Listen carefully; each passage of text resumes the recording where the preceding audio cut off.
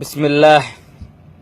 Yaa Rabbi nu razzaqi jaartii na bira eeggattu oggaarsi bobba'ee dhaabbattee haga ulaa booshan nyaatu nagahaan naaf galchi jettee gama Rabbi iyyatu kan irsa jamtuun ilaaleen taleebbifamtuu ka yoorsi rakkate mala dhootee fi waliin rakkattu afaan ishii damma dubbatte oggaarsa bashattu sattarattuu ka qaama ishii to'attu ka sagaleen ishii alan baane yoo manaa dubbattu manaa baatee kan hin fagaanne irsa gammachiiftu qulqulleeffattu urgeeffattu fooliin addaa irraa hin mul'atu duniyaa isaatiifis qaama ishiifis ka irsa biratti amanamtu. Kayo aman dhaabbattee awwaattu yoo ajaja fuutee si biraan geettu quuftus beeluttuus fuulli ishii bashaashaa beelas irraa affachiiftu rabbiin nu haa razzaquu kan akkana fakkaattu. Sitti maganfanna yaa Rabbi jaartii dabduu irra kayoo dubbatu mana gara gaggalchitu haasa warsaan nageenyarsa mugguuttoo soorsi mana jiruu baatee mooraa hartuu oggoonni bobbee gara galtee raftu shankaaffaa kamiilli ishii wamajiisu meeshaa si galaafattu. Kamoramaa baatee harkuma dhoqqee dirraftu ismasa jedhamani bilcheessitee sitti kennitu yoo jiraates hinjiruma jetti alaaheetuma ka buddeen gattu ka irreen ishii tartiiban qaban oggaarsi galufaa raftu oggas meeshaa waliin dhoottee waan inni nyaatu qopheessitu. Kayoo waamte bakkuma ciiftu mala sitti dhoottu kilaashuma jettaan ilmaan loltee yoo mana keessaa dhukkaatu ka mana qolloftee oggaa ilmaan galan ganna keessa burraaqxu dheeris bishaata soomaa agarte liqimsitu.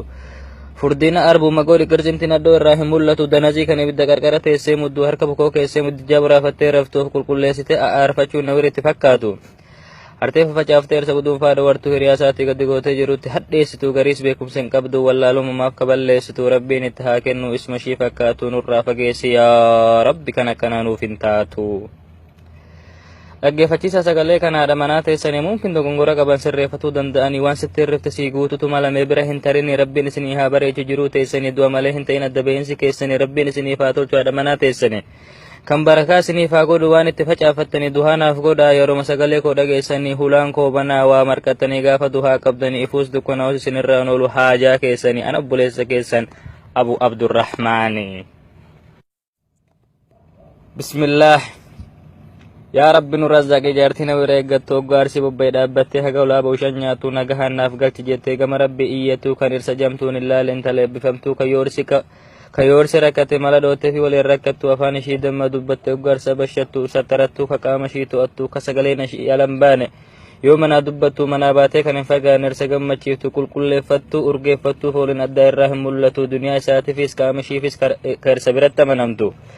Kayoo aman dhaabbattee awwaattu yoo ajaja fuutee si biraan geettu quuftus beeluttuus fuulli ishii bashaashaa beelas irraa affachiiftu rabbiin nu haa razzaquu kan akkana fakkaattu. Sitti maganfanna yaa Rabbi jaartii dabduu irra kayoo dubbatu mana gara gaggalchitu haasa warsaan nageenyarsa mugguuttoo soorsi mana jiruu baatee mooraa hartuu oggoonni bobbee gara galtee raftu shankaaffaa kamiilli ishii wamajiisu meeshaa si galaafattu. Kamoramaa baatee harkuma dhoqqee dirraftu ismasa jedhamani bilcheessitee sitti kennitu yoo jiraates hinjiruma jetti alaa.